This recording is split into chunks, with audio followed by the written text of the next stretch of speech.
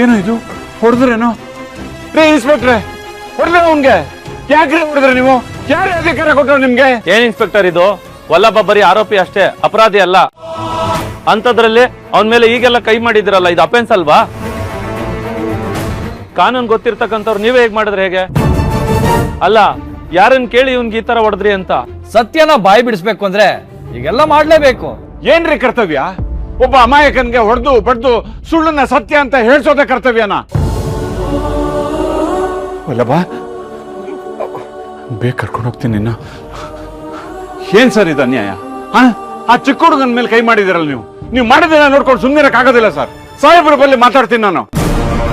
SI ಇಲ್ದೇ ಇರೋ ಟೈಮಲ್ಲಿ ಯಾಕೆ ವಲ್ಲಭನ್ ಮೇಲೆ ಕೈ ಮಾಡಿದೀರಾ? ಬರೀ ವಿಚಾರಣೆ ಮಾಡಕ್ಕೆ ಕರ್ಕೊಂಡ್ ಬಂದಿದ್ದೀರಾ ಅಂತ ಅನ್ಕೊಂಡ್ರೆ ಸರ್, ಹೀಗೆಲ್ಲ ಹೊಡ್ತಿದ್ದೀರಲ್ಲ ಸರ್ ನೀವು ಅವನ್ಗೆ.